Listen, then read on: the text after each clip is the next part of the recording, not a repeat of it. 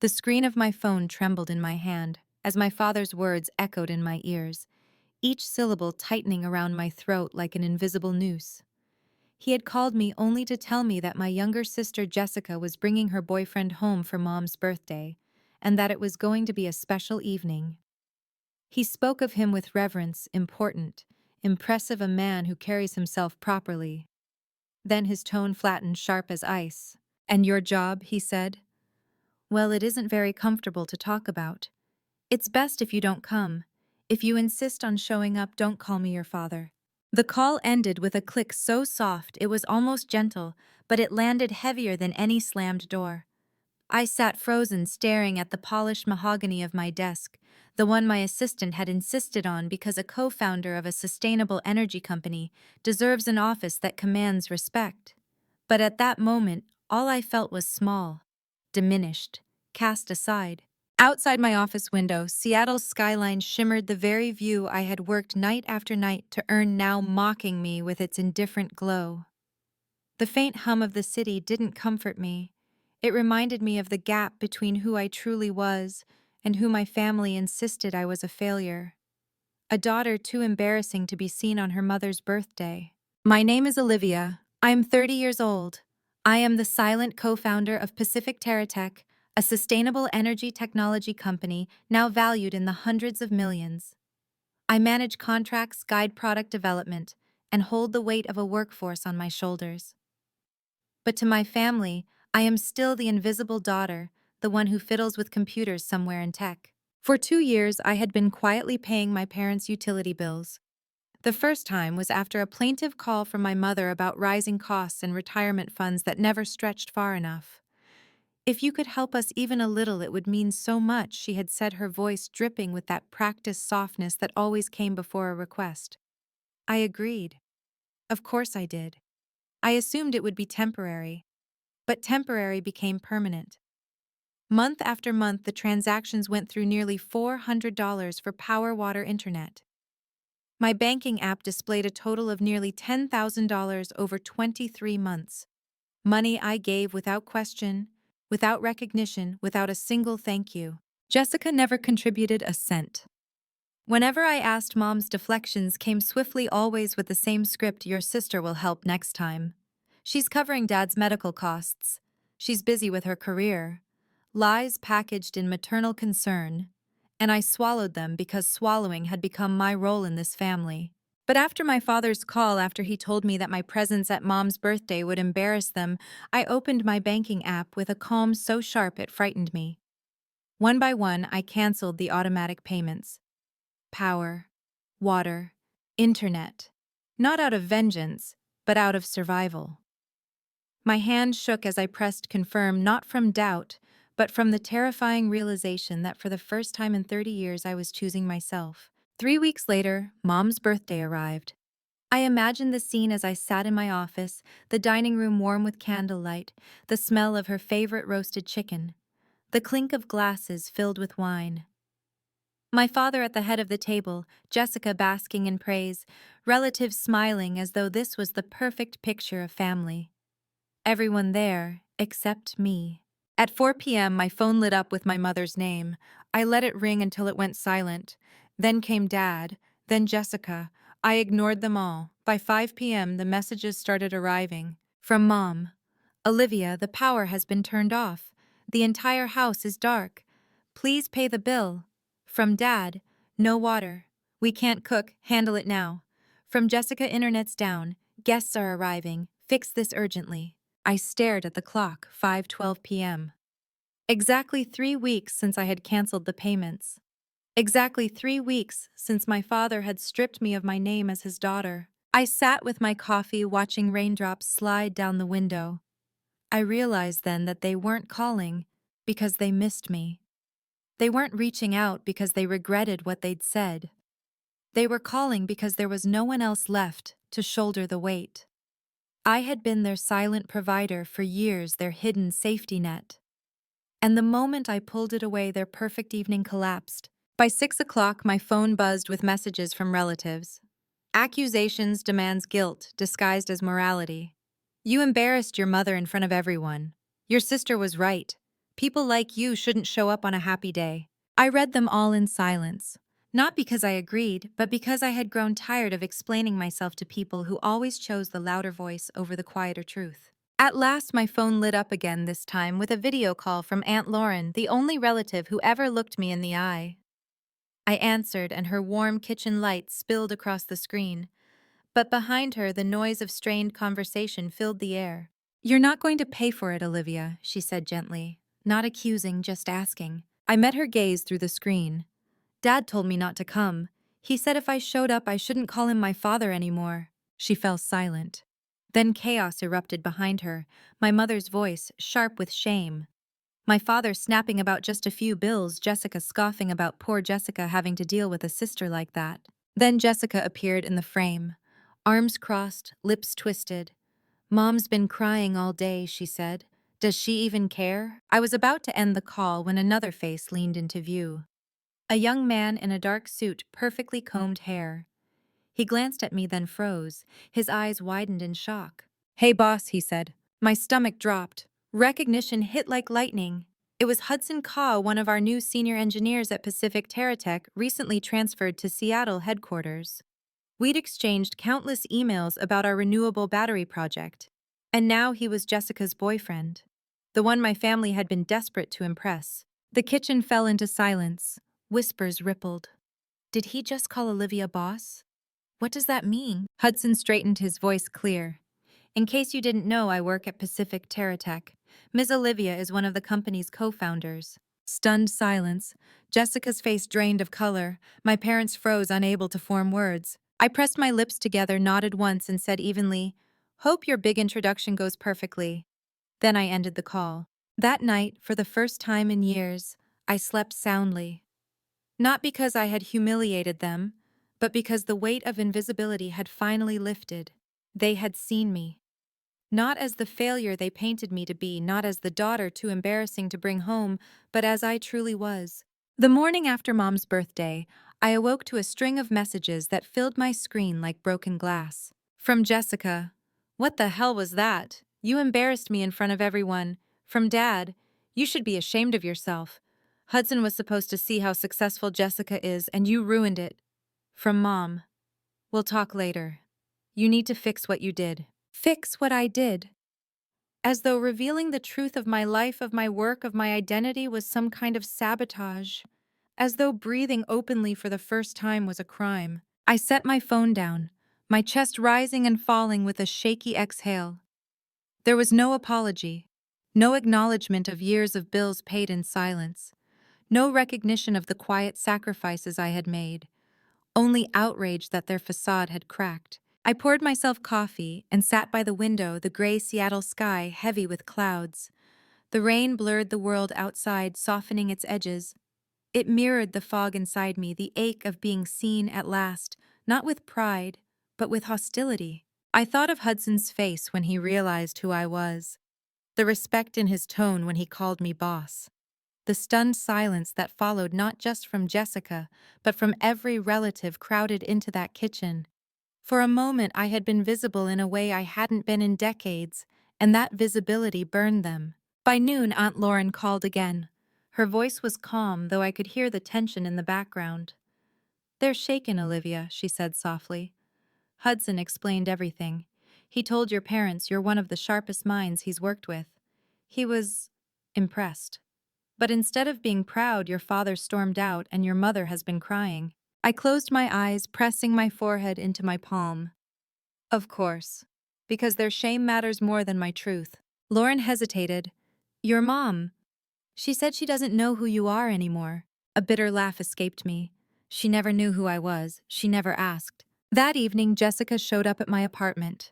She stood in the hallway, her mascara smudged, her coat still damp from the rain. For a moment, she didn't look like the triumphant golden child my parents adored. She looked small, fractured. "You humiliated me," she began, her voice sharp but unsteady. I leaned against the doorframe, arms crossed. "You humiliated yourself. I didn't hide who I was, you just never cared enough to see." Her eyes darted, searching for a foothold. "Do you know what you've done? Hudson thinks you're some kind of genius. He kept talking about your leadership, your vision. He looks at me differently now. Maybe he's just finally seeing you for what you are, I said quietly. Someone who lived her life standing on my back while I carried the weight. Her lips trembled. That's not fair. Fair. The word clawed its way out of me sharper than I intended. Fair was me paying the bills every month while you bragged about promotions you didn't earn. Fair was me being disowned by dad so you could play perfect daughter. Fair was me being shoved into the shadows while you basked in light I provided. Don't talk to me about fair, Jessica. She flinched. For a heartbeat, I saw recognition in her eyes. Guilt. But it vanished quickly, replaced by defensiveness. You've always been jealous of me. I shook my head. No. I've always been invisible to you. There's a difference. She turned and left without another word. The hallway echoed with the sound of her heels, each step like a drumbeat of retreat. That night I sat at my desk long after midnight, staring at the glowing city beyond the glass. My company's annual report lay open before me, its numbers strong, its future certain. But inside I was unraveling. For so long I had dreamed of being seen by my family, not for what they wanted me to be, but for who I truly was. And now that they saw me, it was not pride that filled their eyes, but anger, resentment, fear. Invisibility had hurt, but visibility, I realized, could cut just as deep. Days passed, and the silence stretched. Dad didn't call. Mom sent one terse message. Your sister is devastated. You need to apologize. Jessica blocked me on social media, her posts dripping with carefully curated perfection photos of her smiling with friends, captions about family being everything. But Hudson reached out. He sent me a simple email from his company account. Ms. Miller, I wanted to thank you for everything you've built. Working under your vision has been the highlight of my career. If you ever need my loyalty, you have it. I read it 3 times, my eyes stinging. He didn't need to send it. He owed me nothing. But in that moment, his words carried more weight than any of the accusations from my family. Because he saw me not as a sister to be diminished, not as a daughter to be silenced, but as a leader, as a woman, as myself. A week later, Lauren invited me to her house. She poured me tea, her kitchen warm with the scent of cinnamon. They're not going to change, Olivia, she said gently. Not quickly, maybe not ever. They've built their identity on Jessica's success. Accepting your truth means unraveling theirs. Her words settled like stones in my chest. So what do I do? Just let them hate me. She touched my hand. You live your life, fully, authentically. And if they choose to see you one day, then maybe you let them. But you don't shrink anymore. Not for them, not for anyone. That night, driving home, I rolled down the window. The winter air bit at my cheeks, sharp and cleansing. For the first time, I let myself imagine a life without their approval. A life where I wasn't clawing for scraps of love from people who would never give it freely. And for the first time, the thought didn't break me. It freed me. The days after Jessica stormed out of my apartment were quiet, but not peaceful. Silence has a way of pressing against your ribs until it feels like you can't breathe. I worked long hours not because I needed to, but because it was easier to drown myself in contracts and strategies than to face the ache gnawing inside me. Every time my phone buzzed, I felt a rush of hope so immediate it made me sick. Hope that maybe this time it was Mom calling, not with demands or shame, but with something as simple as "I miss you. I'm proud of you."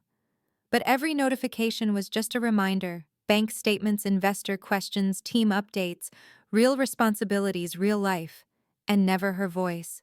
Late one night, unable to sleep, I scrolled through old family photos I kept tucked in a forgotten folder. There we were, me at 8, clutching a spelling bee certificate, while Dad smiled stiffly beside Jessica holding a soccer trophy twice the size. Me, at 13, holding a scholarship letter, my smile wide, my eyes bright, while Mom fussed over Jessica's hair in the background. And then me, at 21, standing in my cap and gown holding a degree no one cared to frame, while my parents clapped politely, saving their real applause for Jessica's internship offer at the same dinner table that night. The pattern was everywhere. Every memory, every image, every story, we were orbiting Jessica like she was the sun. And I was just the shadow trailing behind. But that night, staring at those frozen smiles, I finally admitted something I had never dared to say out loud. They never wanted to see me. It wasn't that they couldn't, It was that they wouldn't. To them, I was useful only in silence, in invisibility. Paying bills behind the scenes, staying small, so Jessica could shine. And then came the memory that still split me open the night Dad disowned me. He had called to deliver the words as if he were commenting on the weather. Cold. Detached. If you insist on coming to your mother's birthday, don't call me your father. Those words hadn't just cut, they had hollowed me out. Because a daughter doesn't stop being a daughter. Not when she fails, not when she succeeds. And yet in his eyes I was disposable, replaceable, forgotten. I pressed my face into my hands, the tears hot against my palms. No amount of money, no number of contracts signed, no empire built could stitch up the wound of being told you don't belong to the people who made you. But in that grief, a quiet rage began to stir. Rage not just at my father, but at myself for letting his voice dictate my worth for so long. For building an empire and still craving his approval like a child begging for scraps. I wiped my face and stood pacing my apartment like a caged animal. Enough, I whispered to myself. Enough. The next morning I drove to their house. Not to beg, not to explain, but to see with my own eyes the people who had cut me so cleanly from their lives. When I arrived, the street was slick with frost, the holiday wreath still hanging lopsided on their front door. I rang the bell. Silence. I rang again. Finally, Mom opened the door, her face pale, her eyes red as though she hadn't stopped crying since the birthday dinner. Olivia, she breathed as though my name was a weight she wasn't sure she could carry. I stood tall, my coat buttoned, my expression calm. I came to talk. She hesitated, then stepped aside. The warmth of the house hit me, the familiar scent of cinnamon and lemon cleaner wrapping around me like a memory. But it felt foreign now, like walking into a stranger's home. Dad was in the living room, sitting stiffly in his recliner, the newspaper clenched in his hands though he wasn't reading it. Jessica wasn't there. For once, it was just us, the three people who had made me and then cast me aside. Dad didn't look up. You shouldn't have come. The words landed like stones, but I didn't flinch this time. I walked further into the room, my boots echoing on the hardwood. You disowned me over a birthday dinner. You told me not to call you father. And yet, here I am. He folded his papers slowly, deliberately, and finally looked at me. His eyes were sharp, hard, as though he could still cut me down with a glance. You embarrassed this family. I laughed then, a hollow, broken sound that startled even me. I embarrassed you by existing outside your control, by building something without your permission, by being more than the failure you needed me to be. Mom's hands twisted in her lap. Olivia, you don't understand. Your sister— Stop! I snapped, my voice cracking like ice underfoot. This isn't about Jessica. This is about you. You made me invisible my whole life, and when I finally stepped into the light, you tried to shove me back into the dark. For the first time, my father's jaw tightened, his silence betraying the smallest crack in his armor. But he didn't speak, so I kept going.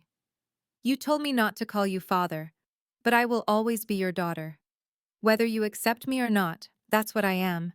You don't get to erase me from this family because it's inconvenient to your pride. Mom started crying softly, her shoulders shaking. Dad stared at me, his mouth a thin line, his hands trembling slightly on the folded newspaper. And in that silence, something shifted in me. I realized I didn't need their apology, not anymore. What I needed was to finally speak the truth I had swallowed for 30 years. I straightened, my voice steady now. You wanted me gone. You wanted me invisible. But I am not invisible anymore. You don't have to love me. You don't even have to accept me. But you will never again make me feel small. Without waiting for a reply, I turned and walked toward the door. My footsteps were heavy, deliberate, echoing through the house that had once been my whole world. As I stepped back into the cold, the air stung my cheeks sharp and clean. And though my heart ached, I felt lighter. Because for the first time I had looked my father in the eye and refused to disappear. The air outside their house cut into me like glass. I stood on the porch for a long moment, staring at the frost gathering along the wooden railing, my breath misting in front of me. I had spoken my truth, but the silence that followed felt like a chasm. They hadn't chased me down, hadn't begged me to stay. I was both liberated and gutted. Driving home, my hands gripped the steering wheel tighter than necessary. The night streets blurred under the streetlights, the rain streaking across the windshield like a curtain I couldn't see through.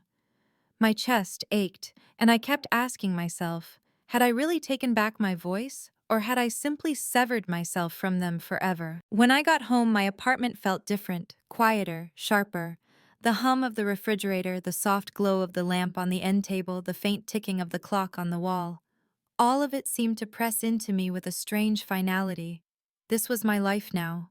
Alone, self-made, independent, but still aching for a kind of recognition that might never come. For days I went through the motions, meetings, calls, reviewing technical reports, approving contracts. My team looked to me for decisions, for reassurance, for direction, and I gave it to them. I led with confidence, but inside I carried a storm. The worst part wasn't their cruelty, it was how deeply I had still wanted their love. Even after being disowned, after years of invisibility, a part of me still longed for my father to look at me and say, "I see you. I'm proud of you." But he never would, and admitting that felt like tearing something vital out of me. On Friday evening, I received an unexpected call. Hudson, my sister's boyfriend, the man who had accidentally unraveled my family's narrative by calling me boss. I hesitated, then answered. His voice was steady but careful. "Ms. Miller, Olivia. I hope I'm not crossing a line. I just wanted to say, you don't need to explain yourself to anyone, least of all them." At the birthday dinner, when I saw their faces, I realized they never knew who you were. And maybe they never wanted to. But everyone at the company does. We see you. I swallowed hard, the lump in my throat too heavy to speak around. For a moment, I just listened to the hum of the line, to the sincerity in his tone. Finally, I whispered, "Thank you." After we hung up, I sat in the dark, clutching the phone in my lap. It struck me how strange it was. The people I had bled myself dry for never once offered me that kind of acknowledgement. But a man I barely knew who worked under me had seen me more clearly than my own blood. That night, sleep came heavy and full of dreams. In one, I was standing in the family dining room again, invisible at the far end of the table. I called out, begged them to see me, but their faces blurred, their eyes slid past me. Only Jessica's laughter rang clear, sharp as crystal shattering. I woke with my heart pounding, my pillow damp with tears. By Sunday, I knew I couldn't carry this alone. I drove to Aunt Lauren's house. She welcomed me in with her usual warmth, pressing a cup of tea into my hands before I even sat down. "They're unraveling," she said quietly, settling into the chair across from me. "Your father won't talk about what happened. Your mother blames herself. Jessica. Well, Jessica is furious. She feels betrayed." Betrayed. I repeated, my voice brittle. After everything I carried for them, after every bill I paid in silence, she feels betrayed. Lauren reached for my hand, her eyes steady. "You broke the story," she told herself. "That's the hardest betrayal for some people, the shattering of their own illusion." I clenched the teacup, staring into the swirling steam. I just wanted to be enough. Just once. Just for one of them to look at me and see me. Her voice softened. "You were always enough. They just didn't have the courage to admit it. Because if they admitted it, they would have to admit how much they failed you." The words cracked something open in me. Tears spilled over before I could stop them. I cried, not the quiet, controlled tears I had learned to allow myself, but great heaving sobs that shook my shoulders. Years of silence pouring out, years of swallowing pain just to keep the peace. Lauren held me until the storm passed, and when I finally lifted my head, my chest felt hollow, raw, but also lighter. "Olivia," she said gently, "maybe this isn't the end.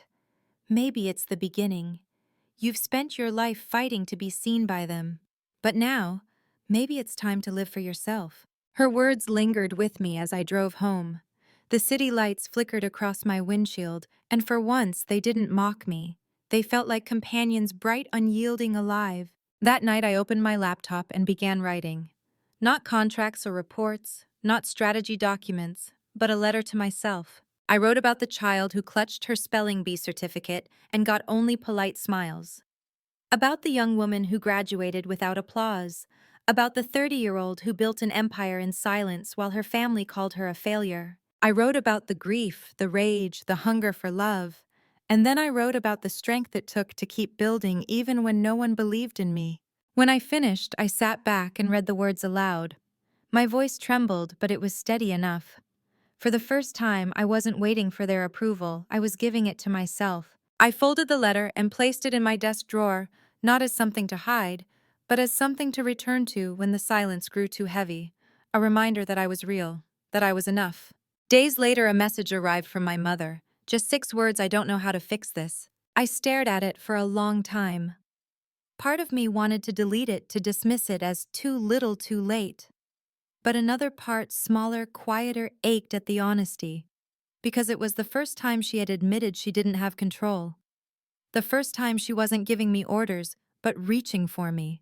I didn't reply. Not yet. But for the first time in years, I didn't feel like the invisible daughter waiting for scraps. I felt like someone standing at the threshold of her own life. The fracture was still raw, the betrayal still sharp, but something inside me was beginning to shift. Because maybe, just maybe, this wasn't just about what I had lost. Maybe it was about what I was finally gaining. The following weeks felt like living in two worlds. In one, I was Olivia Miller, co-founder of Pacific TerraTech, leading meetings with international investors, traveling to sites where our technology was changing lives, celebrated in headlines I never asked for, but could no longer avoid. In the other, I was still the disowned daughter, the sister blamed the child my father had dismissed with a single sentence. Every night I carried both worlds with me into bed. Success did not silence the ache, it just gave it a sharper echo. One Friday afternoon, while reviewing project blueprints with my team, my phone buzzed with Jessica's name. I let it ring, but then a message appeared. Hudson left. He said he can't be with someone who lies about her life. Are you happy now? I sat frozen, staring at the words. Not happy, just hollow, because her pain didn't bring me satisfaction, only a bleak understanding she was finally facing the truth without the scaffolding of illusions to hold her up. 2 days later, another message arrived. From Dad. Your mother isn't eating. She cries every night. She says she lost her daughter. Something inside me cracked, but I forced myself to breathe through it. She didn't lose me, I thought bitterly. She threw me away. And yet, despite my anger, the image of my mother sitting at the kitchen table, shoulders shaking, hands pressed to her face, haunted me. I hated that I still cared, hated that her pain still had power over me. That night I dreamed again. I was back in the dining room, the birthday candles flickering. Jessica was laughing, Dad was proud, Mom was glowing. But when I tried to speak, no sound came. I tried to reach for the cake, for a piece of belonging, but the knife in Dad's hand cut the cake straight through me. I woke gasping, my chest tight, my pillow damp. The next morning I drove without thinking. The roads blurred, the winter rain falling harder with each mile. By the time I stopped, I was outside their house again, staring at the wreath still clinging stubbornly to the door. I knocked. Mom opened it, her face pale, her eyes swollen. For a moment she just stared at me, and then her lips trembled. Olivia. I stepped inside. The air was thick with silence. Dad was in his chair, the newspaper unopened this time. He looked older, smaller, though his eyes still held that familiar steel. I didn't come for a fight, I said, my voice quiet but steady. I came because I needed to say this once, out loud, to both of you. They didn't move, but they listened. For 30 years, I begged for your love in ways I didn't even realize. I paid your bills. I swallowed your silence. I endured being made invisible because I thought one day it would make me enough. But it never did. And when you disowned me before Mom's birthday, I finally understood I was never going to be enough for you because you never wanted to see me. Mom began to cry softly, her hands clutching a tissue.